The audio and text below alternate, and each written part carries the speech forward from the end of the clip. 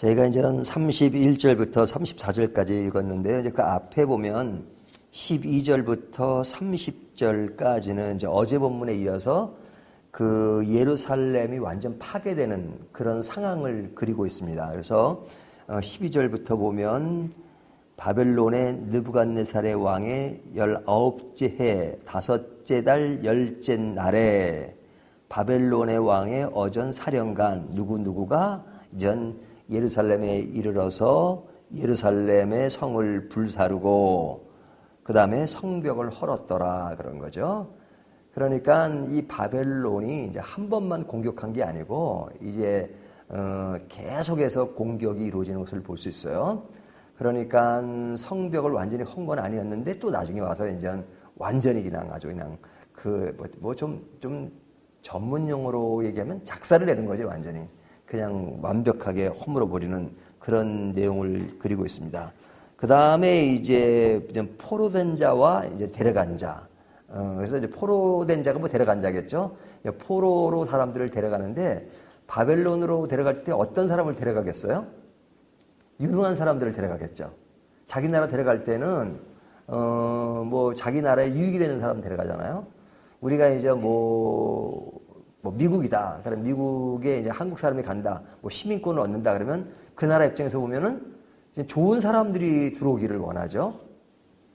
마찬가지로 바벨론도 좋은 사람들을 데려가요. 좋은 사람이라고 하는 것은 뭐 인간성 그걸 따지는 것이 아니라 자기 나라 입장에서 볼 때 기능이 있고 또 뭐 어떤 손이나 무엇으로든 재능으로 도움을 줄 수 있는 사람들이죠. 근데 여기 보면 가난한 자들이죠. 가난한 자들, 이 사람들은 그냥 데려가지 않아요. 남겨두고 이 이스라엘도 관리를 해야 되니까 그러니까 그 사람들은 가난하니까 아무것도 없잖아요. 그래서 포도원을 주면서 너희가 이 포도원을 일구고 살아라. 그리고 그들은 남겨두고 그 다음에 유능한 기능인들은 데려갔다 하는 이야기를 15절부터 16절까지 하는 겁니다. 그 다음에 이제 17절부터 23절까지는 이들이 성전의 기물을 그냥 약탈해 가는 거죠. 그래서 성전의 그 좋은 것들 막 기둥까지 뛰어갈 정도니까 뭐 그냥 그 많은 성전의 그 기물들을 이제 끌어다 가고 그 다음에 24절부터 30절까지는 그들이 데려간 사람 중에 처형시키는 사람이 있고 그 다음에 이제 포로로 데려간 사람들이 몇 명 되는가 하는 것을 아주 구체적으로 이야기하는 겁니다. 그러니까 12절부터 30절까지는 굉장히 비극적인 상황을 그리고 있는 겁니다. 완전히 그냥 이스라엘, 예루살렘을 전멸하고 사람 데려가고 죽이고 그 다음에 이스라엘 백성들이 최고로 아끼는 성전의 기물을 다는 아니지만 가져가서 그들이 귀하게 여기는 성전의 어떤 그 의미를 상당히 어떤 그 뭐랄까 아주 그냥 뭐 사람을 아주 그냥 거의 기절시키다시피 힘들게 만드는 그런 상황이죠. 그들이 가진 어떤 정체성 그런 것까지 막 다 무마시켜버리는 그런 상황입니다. 이런 이야기가 나오고 나서 이제 31절부터 마지막 34절까지는 이제 예전에 끌려갔던 여호야긴이 그 바벨론에서 37년 동안 감옥 생활을 하다가 이제 그를 풀어주는 정도가 아니라 거의 왕과 같은 대우를 해준다. 그래서 왕과 같이 더불어 그 먹고 살 수 있도록 해 주었다 하는 얘기로 이제 예레미야 52장을 다 마무리를 짓습니다. 자, 그러면 이제 본문이 주는 교훈이 뭐냐? 한번 교훈 쪽에서 한번 살펴보면요. 자, 성전도 헐릴 수 있다는 것을 보여줍니다. 자, 성전은 하나님이 계신 곳이잖아요. 물론 성전 밖에도 하나님이 계시지만 그들에게 성전의 의미는 굉장히 중요하잖아요. 우리가 이제 오늘날 교회도 어떤 교회 안에 있는 물건이 중요한 건 아니잖아요. 예를 들면 여기 피아노가 있습니다. 또 의자가 있습니다. 옛날에는 굉장히 그것을 성전과 같은 개념으로 생각했어요. 그래서 이렇게 저 어렸을 때는 피아노도 함부로 못 쳤습니다. 피아노 쳤다가 막 장로님한테 야단 맞아요. 그 교회 성물을 함부로 손댄다 그래요. 강대상에 걸터 앉았다가 그 성전 그냥 지성소 같은 곳에 막 앉았다고 얼마나 야단 맞았는지 몰라요. 근데 교회 안에 있는 물건이 무슨 지성소의 물건처럼 뭐 진짜 성물은 아니죠. 그냥 우리가 하나님을 예배하는데 유용하게 쓰는 하나의 기물로서 가치가 있는 것이지 그냥 그 자체가 거룩한 것은 아니란 말이죠. 건물 자체는 건물이에요. 그래서 지금 성전이라고 그러는 것은 사실은 좀 그런 잘못된 용어죠. 예배당입니다. 예배당. 예배드리는 장소입니다. 근데 이제 이스라엘 백성들에게 성전의 의미는 그런 하나님을 만나는 아주 굉장히 중요한 의미로 생각했잖아요. 그러니까 성전이라고 하는 것은 무너질 수가 없어요. 무너지면 자기들이 무너지는 거예요. 다른 건 다 무너져도 성전은 무너지면 안 된다는 생각을 한 거죠. 근데 오늘 본문에 보니까 완전히 바벨론에 의해서 성전이 무너지고 거기에 있는 그 중시하는 기물들을 가져가잖아요. 그것을 보면 예를 들면 교회는 문 닫을 수 있습니까? 없습니까? 우리의 어떤 의식 속에는 뭐냐면 교회는 하나님의 것이니까 결코 문 닫을 수 없다는 생각을 한단 말이죠. 하지만 우리 한국교회 문 닫는 교회가 얼마나 많습니까? 근데 왜 문 닫을 수 없다고 생각하느냐? 그것은 특별하게 하나님의 어떤 성스러운 그런 의식이 있단 말이죠. 하지만 여러분, 성전 그 자체가 성스러운 것이 아닙니다. 교회 그 자체가 성스러운 것이 아닙니다. 목사 그 자체가 성스러운 게 아니에요. 선교사 그 자체가 성스러운 건 아니에요. 장로 그 자체가, 권사 그 자체가 성스러운 건 아니에요. 그 사람이 그런 타이틀이 주어졌다 하더라도 하나님을 순종하지 않고 하나님 앞에 제대로 서지 않으면 성전이든 교회든 그것은 하나님 볼 때 거룩한 것이 아니에요. 거룩한 자세를 취하는 것이 중요하지 그냥 그 자체가 거룩한 건 아니란 말이죠. 그냥 하나님을 제대로 믿지도 않으면서 성전이라고 거룩하게 여기는 그 행위는 부적을 달아놓은 행위나 다를 바가 없어요. 그러니까 이 성전이 왜 무너졌습니까? 그리고 예레미야 마지막 52장을 다루면서 왜 이스라엘이 무너지고 예루살렘이 무너지고 성전이 무너지는 것을 보여줍니까? 너희가 하나님께 불순종하면 다 무너질 수밖에 없다. 그 얘기입니다. 우리가 하나님의 거룩한 백성, 성도로서 부름을 받았다 하지만 하나님 앞에 성도라는 타이틀만 있고 거룩한 삶을 살지 않고 하나님을 제대로 신뢰하지 않는 삶을 산다면 성전 무너지는 것처럼 우리도 무너질 수 있다는 것을 교훈하는 것입니다. 그 다음에 이들이 포로로 잡혀가고 남은 자들이 있잖아요. 그러니까 이제 포로로 잡혀간 자들은 포로로 잡혀간다는 그 자체는 굉장히 비극적이죠.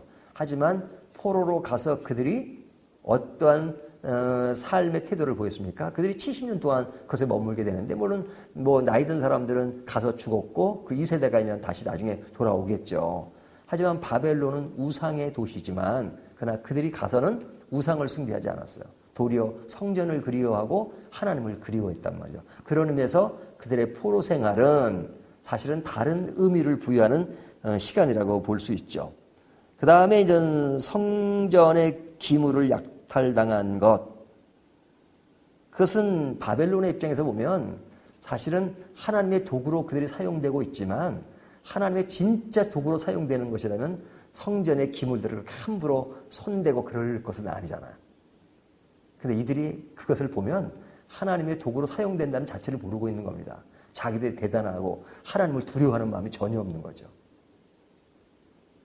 이스라엘 백성 입장에서는 그 성전을 거룩하게 생각하지 않고 잘못되면 이것이 헐어질 수 있다는 생각을 해야 되지만 바벨론 쪽에서 보면 그런 하나님이 특별히 이스라엘 백성들을 위해서 성전으로 지어진 것들을 함부로 손대면 안 된다는 그런 의식이 있어야 되는데 바벨론 사람들에게는 그런 의식이 전혀 없었던 거죠.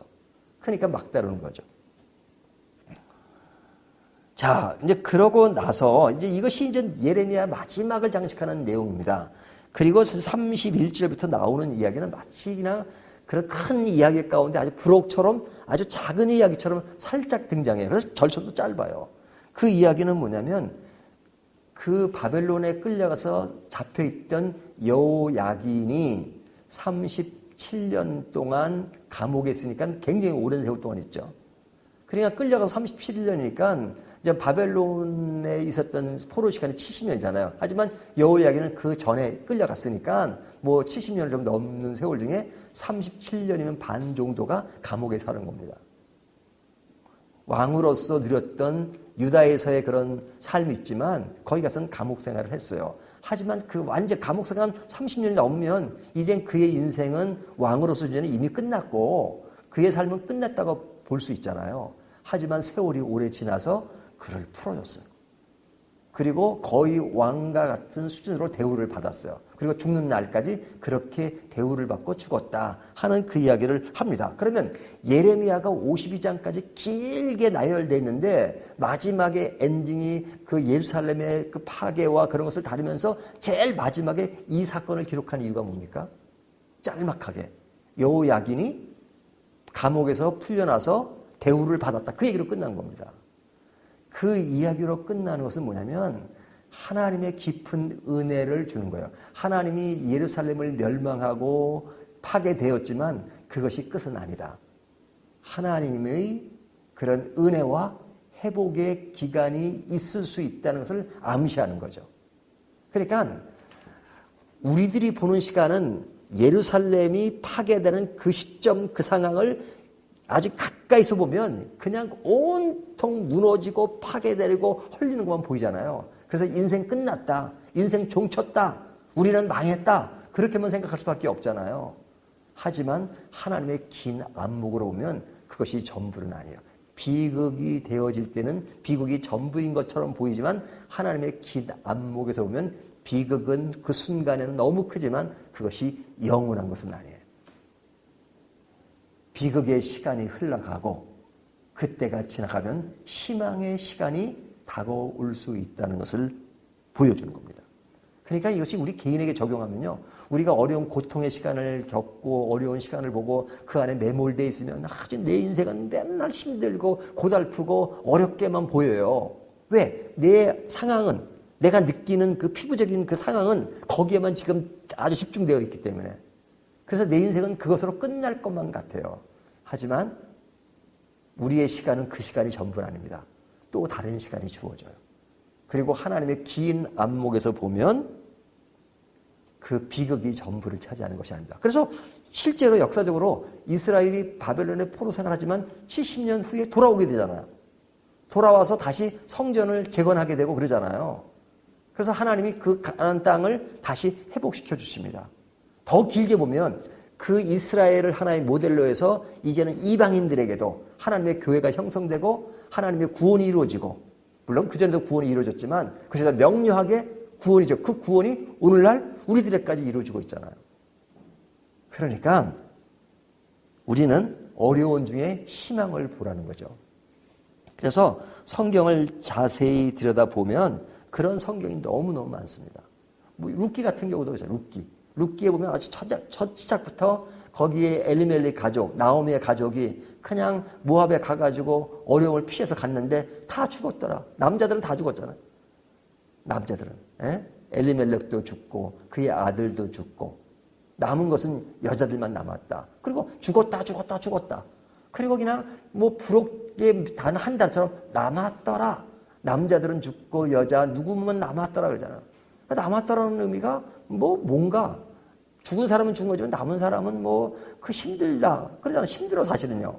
하지만 남았더라는 것이 그 당시의 상으로는 힘들지만 그들이 남았기 때문에 룻이 보아스를 만나게 되고 보아스가 결국은 다윗의 조상이 되고 다윗은 예수 그리스도의 조상이 되고 그래서 족보에 보면 그냥 그 보아스 족보에 예수 그리스도가 오는 것을 밝혀주고 있잖아요. 그 뒤에 안목에서 보면 그들이 남았기 때문에 결국은 구원의 역사의 그 흐름인 예수 그리스도의 탄생의 의미를 강조하잖아요. 그러면서 보면 그것은 남았다는 의미는 그 당시에 죽고 남았다는 것은 굉장히 아주 신랄처럼 그냥 희망처럼 보이지도 않지만 그 희망이 뒤로 가면 엄청난 희망을 탄생시킨 거죠. 그러니까 믿음의 사람은 신랄같이 오는 그 남았다를 보는 겁니다. 죽었다를 보는 것이 아니라 남았다를 보는 겁니다. 그러니까 예레미야 마지막을 굉장히 이스라엘 심판에 대한 그것을 보면 너무 힘들겠지만 그런 가운데서 하나님이 우리에게 희망을 안겨주고 계신다. 그리고 그 희망의 날이 오면 비극의 상황을 볼 때 너무 비극이 크고 보이처럼 희망의 날이 오면 그 희망은 엄청나게 큰 것이다. 그리고 엄청나게 위로가 되는 것이다 하는 것을 보여줍니다. 우리는 이쯤 상황을 가지고 얘기하는 겁니다. 하지만 상황보다 더 확실한 것은 있습니다. 비극적인 상황이든 희망의 상황이든 우리들의 환경은 언제든지 변할 수 있습니다. 하지만 영원히 변하지 않는 분은 누구십니까? 하나님이십니다. 하나님은 비극적인 상황을 내가 겪고도 여전히 하나님은 나의 하나님이시고 나를 사랑하시고 나를 돌보시고 나를 선한 길로 이끌어 가시고 희망의 상황이 온다 하더라도 하나님 God Himself, 하나님 그분 자신은 영원토록 나의 왕이시고 나를 구세주시고 나의 아버지시고 지금도 영원으로 이끄시는 겁니다. 그러니까 믿음의 사람은 상황에 직시하기보다는 하나님 자신을 바라보는 사람들이에요. 그래서 우리에게는 늘 희망이 있는 것입니다. 오늘 예레미야를 마치면서 우리는 비극의 상황에 이스라엘 바벨론을 보지 말고 그 이상을 뛰어넘는 하나님 그분 자신을 보면서 늘 하나님으로 희망을 갖고 하나님으로 기쁨을 얻고 하나님으로 늘 감사하는 저와 여러분이 되시기를 주님의 이름으로 축원합니다.